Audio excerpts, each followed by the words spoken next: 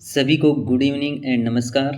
देखिए, Rajasthan current affairs जो जनवरी से सितंबर तक का हम कर रहे हैं, उसमें आज हम देखने वाले हैं नमो ड्रोन दीदी योजना।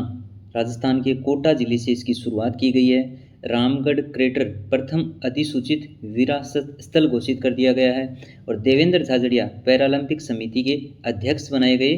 और राजस्थान में तेंदुओं की संख्या में बढ़ोतरी हुई, बढ़कर कितने हो गए हैं 721।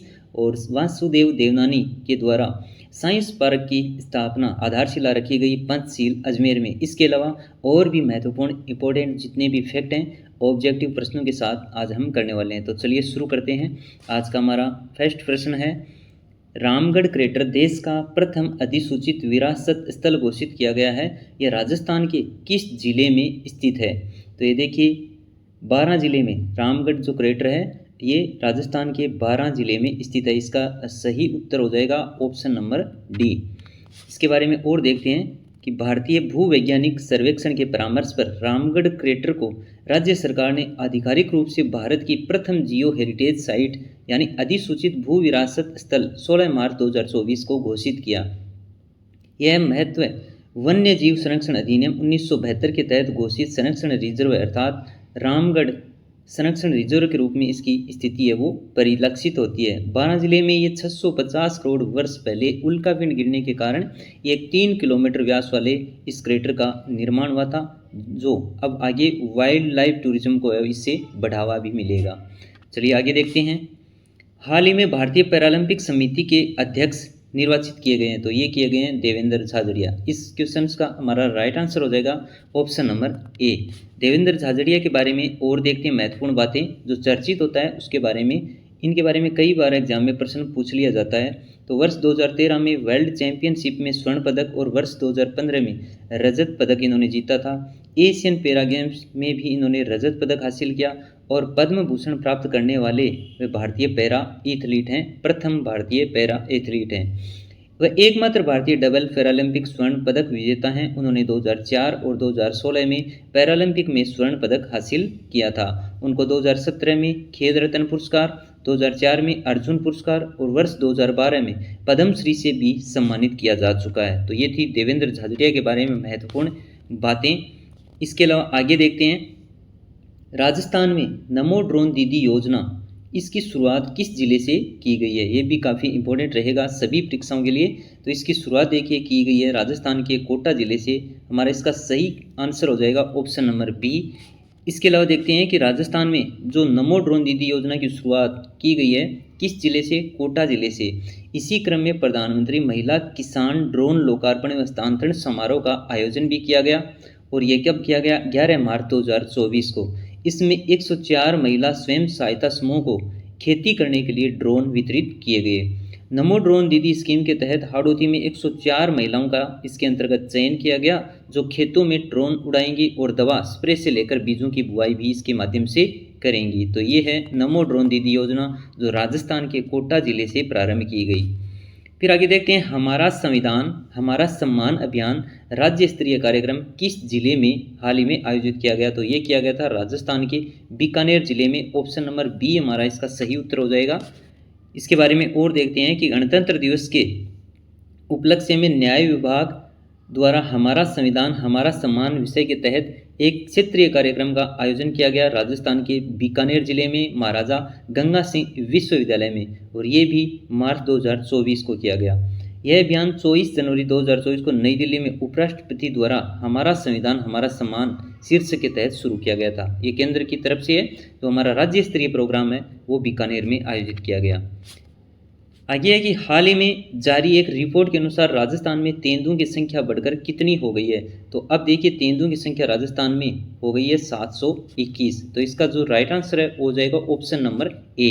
इसके बारे में और देखते हैं, केंद्रीय पर्यावरण वन जलवायु परिवर्तन मंत्री भूपेंद्र यादव द्वारा भारत में तेंदुओं की स्थिति पर एक रिपोर्ट फरवरी 2024 को नई दिल्ली में जारी की गई। इस रिपोर्ट के अनुसार राजस्थान में जो तेंदुओं की संख्या है वो 2018 से 2022 के बीच पहले कितनी थी? 476 से बढ़कर 721 हो गई है।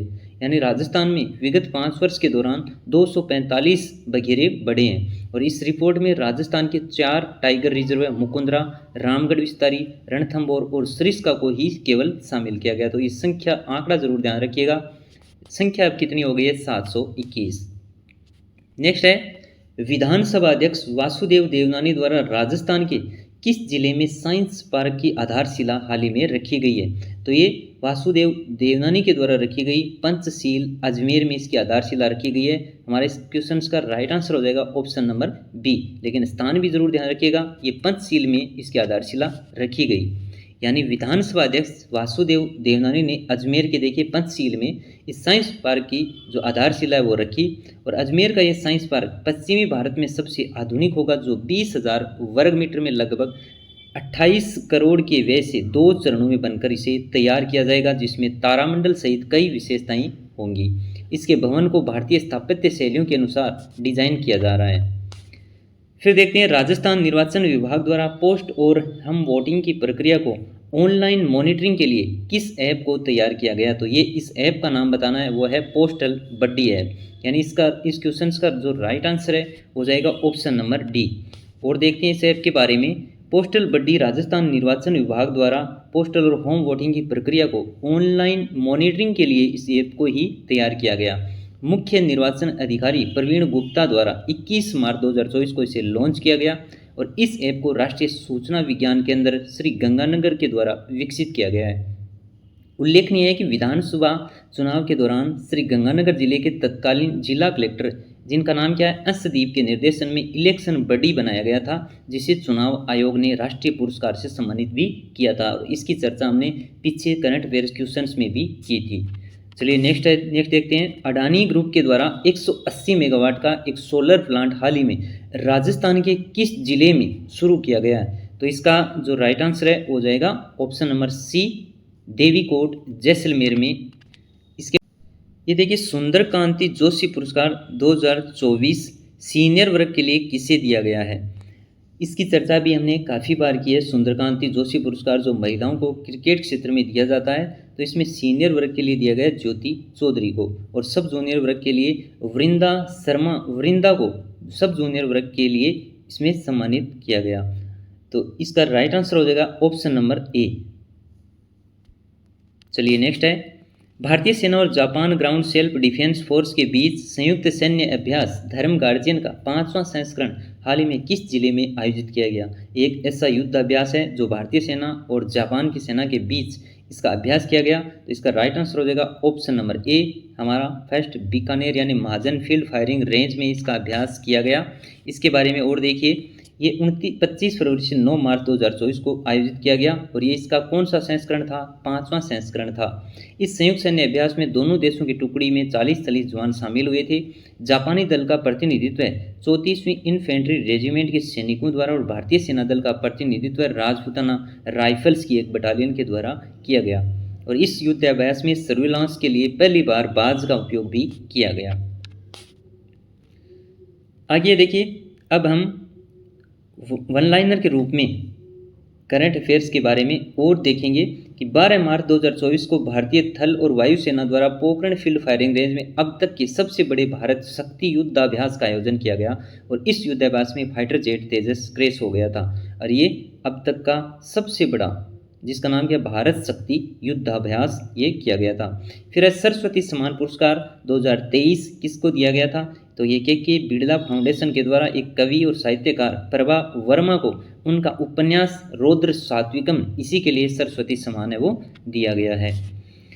आगे निर्मा मीणा, राजस्थान में दौसा जिले की निर्मा मीणा ने यूरोप का जो सबसे ऊंचा ज्वालामुखी माउंट एटना इटली पर तिरंगा फहराया है। ये भी काफ़ी चर्चित है, इसका भी जरूर ध्यान रखिएगा। और आगे देश में प्रदूषित शहरों की रिपोर्ट में राजस्थान का हनुमानगढ़ को 3रा स्थान प्राप्त हुआ, यानी सबसे प्रदूषित शहरों में हनुमानगढ़ को शामिल किया गया। और कांकरिया गारा, भूकिया, जगतपुरा ये चर्चा में रहे। इनका कारण क्या है? हाल ही में सोने की खानों की ई नीलामी के कारण कांकरिया खारा और भूकिया जगतपुरा जो बांसवाड़ा में स्थित हैं ये चर्चा में रहे थे। फिर देखिए, नई क्रिकेट अकादमी की घोषणा हाल ही में की गई है। कहाँ पे? खींवसर नागौर में राष्ट्रीय स्तर के खिलाड़ियों को तैयार करने के लिए 30 करोड़ की लागत से क्रिकेट अकादमी बनाई जाएगी, लेकिन स्थान जरूर ध्यान रखिएगा कहाँ पे बनाई जाएगी, खींवसर नागौर में।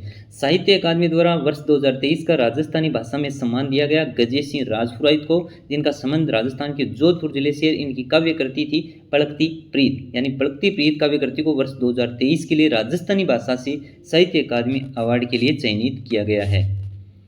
फिर है 12वां इंडिया स्टोन मार्ट 2024, इसका आयोजन किया गया जेसीसी जयपुर में, उद्घाटन किया गया मुख्यमंत्री भजनलाल शर्मा के द्वारा, और इसका आयोजन centre for development of stone RIICO और फिक्की के सहयोग से किया गया। ये पूछे जा सकते हैं इसमें किस किस का सहयोग शामिल था।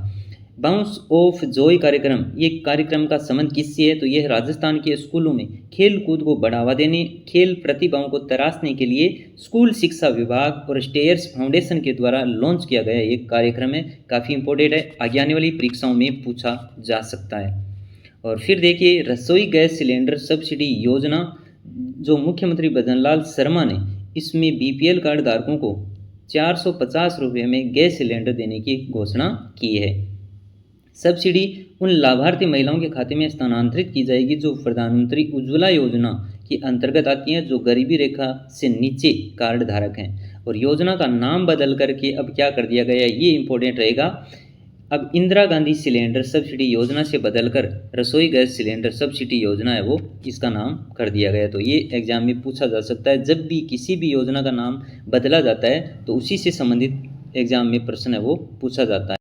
आगे अडानी ग्रुप का 180 मेगावाट सोलर प्लांट शुरू किया गया है। अब जो हम पीछे एक प्रोसिक्यूशन देखा था उसकी व्याख्या अब यहाँ पर देख लेते हैं कि अडानी ग्रीन एनर्जी लिमिटेड ने प्रदेश के जैसलमेर के देवीकोट में 180 मेगावाट का सौर ऊर्जा संयंत्र शुरू किया है। कंपनी द्वारा 27 मार्च 2024 को साझा की जानकारी के अनुसार 180 मेगावाट का सोलर प्लांट हर साल करीब 540 मिलियन यूनिट बिजली का उत्पादन करेगा, जो 1.1 लाख से अधिक घरों को बिजली देगा। साथ ही करीब 0.39 मिलियन टन उत्सर्जन कार्बन डाइऑक्साइड उत्सर्जन कम करेगा। तो ये भी इम्पोर्टेंट है कि अडानी ग्रुप का 180 मेगावाट का सोलर प्लांट हाल ही में कहाँ पे प्रारंभ किया गया है।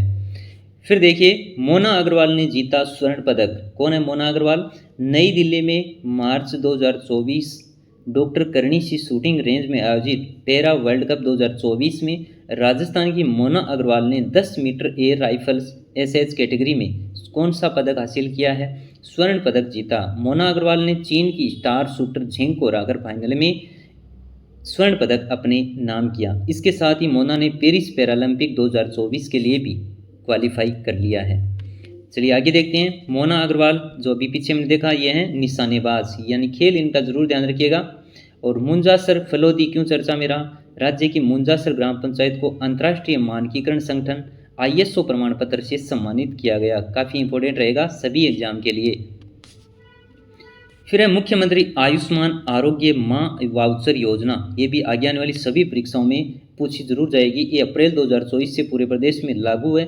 चिकित्सा एवं स्वास्थ्य विभाग के द्वारा ये संचालित है और शुरुआत में पायलट प्रोजेक्ट के तहत ये 12 भरतपुर और फलोदी में लागू की गई। इसका उद्देश्य क्या है? ये योजना जिन क्षेत्रों में सरकारी अस्पतालों में सोनोग्राफी की सुविधा नहीं है उन क्षेत्रों में निजी सोनोग्राफी केंद्रों पर भी दूसरी या तीसरी तिमाही से निःशुल्क जांच सुविधा हेतु ये योजना लाई गई है, जो आगे आने वाली सभी परीक्षाओं के लिए इम्पोर्टेंट रहेगी। तो आज के लिए इतना ही, हम फिर मिलेंगे नेक्स्ट वीडियो के साथ। Thank you.